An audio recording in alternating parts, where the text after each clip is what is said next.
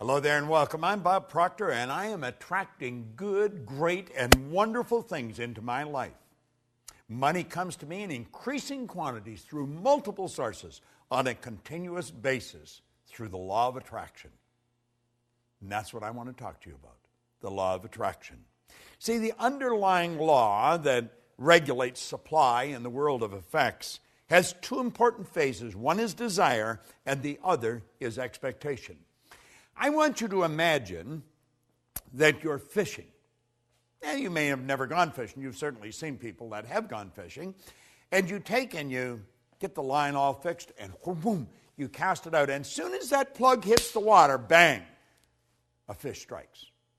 Now, you got the fish on the end of the line, but you are never going to have that fish if you don't reel it in.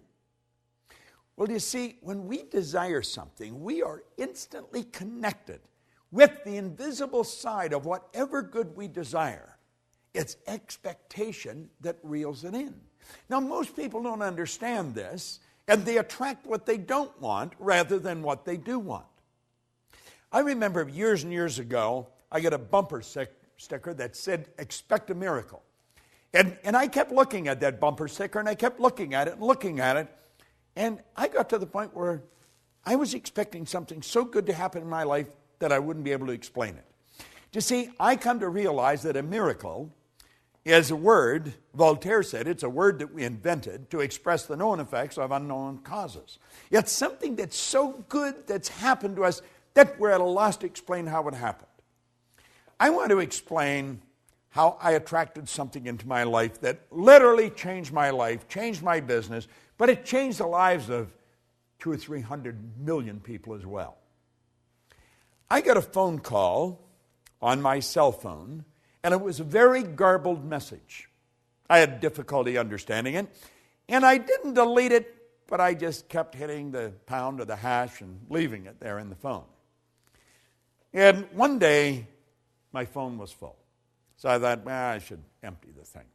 I think I was in an airport at the time, so I sat down and I took all the messages off one at a time and wrote them all out and then deleted them. And I phoned Gina Hayden, who's worked with me for the past quarter century, and I said, Gina, I think this woman's name is Glenda, and I think this is the phone number. It sounds like an Australian phone number. Would you phone now? There's something about a film.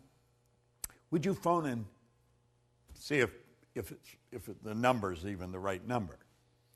Now, I'd had it on my phone for a good month. And so at any rate, a couple of days later, or maybe even later that day, I've forgotten now, and I'm talking to Gina, and she said, well, that was the right message.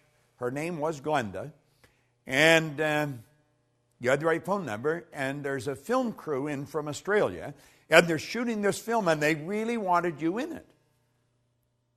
But they haven't been able to reach you, and they're shooting in Aspen all weekend, and they're going back to Australia first of the week. And Gina said, isn't that strange?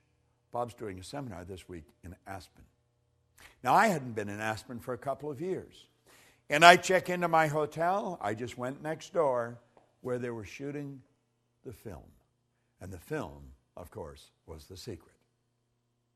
And you know, all of a sudden, all over the world now, people know Bob Proctor, and they know about the work that I do, that I love doing. I believe that I attracted Rhonda Byrne into my life. But I also believe Rhonda Byrne attracted me into her life. And you see, the secret I attracted. I expected something big to happen. And I'm going to tell you something. I expect something even bigger to happen. Now, the law of attraction is, it's a law that many people now are very familiar with. And of course, I think that the secret has probably communicated that law better than anything that I have come across in all the years I've been in this business. They deserve, the people that put that all together, deserve a lot of credit. A lot of people think I made it. I didn't make the film. I just sat there for a couple hours and talked, sharing what I knew. And a lot of good things have happened. Now, the law of attraction is not a primary law. The law of vibration is the primary law. See, everything in the universe vibrates. We literally live in an ocean of motion. I want you to look at the walls that surround you. You think those walls are solid. They're not solid. Nothing is resting. Everything is moving. A body in a coffin is moving. Now, you may think that I'm sniffing something, but I'm really not. If you go into a funeral home and pick up the remains and look at it through a microscope, you will see particles of energy dancing right before your eyes. Now, if it wasn't moving, how would it ever change to dust? Well, you see, you and I have a brain. And our brain is an electronic switching station. And our thoughts activate brain cells and control the vibration we're in. And the vibration we're in controls what we attract into our life. Now, this law of attraction is a phenomenal law. And I think the law of attraction, as it's brought out in this series, it's very well done. And I would encourage you to study into it in some depth. Because everything that comes into your life, you attract into your life. Now, you may be saying, does that mean that I have a cold, that I sat and thought I'm going to get a cold? No, it doesn't mean that at all. But you did attract the cold. You see, I don't think you sit and think I'm going to attract a cold. I think you put yourself in a very confused vibration. There's a law of gender. It decrees that all seeds have a gestation and incubation period. And after about 30, 45 days of going through that indecision, that confused state, you have a cold. That's what the cold is. It's just the expression of all the confusion. Anyway, we do attract everything into our life. Now, for many, many years, I had a terrible time with money, as most people do. And I was forever letting my outside world control my thinking. So my outside world was dictating what I was going to attract. Now, I didn't have any money. I had debt, and I'm thinking debt, I attract debt. If your goal is to get out of debt, you're going to stay in debt forever. Because whatever you think of, you attract. And you'll say, but I was thinking of getting out of debt. I don't care if it's get out or get in. You've got to start seeing what you want. In a previous lesson, we pointed out that you don't work on cold if you're cold. You work on heat. See, cold is the absence of heat. So you work at creating heat. Well, if you want good in your life, quit trying to change the bad. Quit trying to get rid of the bad. Let it go. Let the dead bury the dead. Let it be part of the past. Start to see the good that you desire. Visualize it. See it as present in your mind. The second you've got the idea in your mind, you've got it intellectually. The second you internalize it, you've got it emotionally. And then it's only a period of time until you attract it physically. Attraction's a very powerful process. We are all magnetic creatures. We're all a mass of energy. Everything in this universe works on the law of attraction. You go into some restaurants, and they're always busy. The energy is good in those restaurants. You go into others, there's hardly anybody there. Isn't that strange? You go into a clothes store, and you may be the only person there outside of the person that's running it. You go into others, and there's people coming and they're going all the time. It has to do with the energy of the place of business. And the place of business is nothing but an expression of the consciousness of the person that's running the business. When we start to understand this, when we start to understand that we literally attract everything into our life, and it's our thoughts that are controlling what we attract, our whole world's going to change. You see, nature does not deprive us of any good or desired thing. Now, Hollywood points this out so well.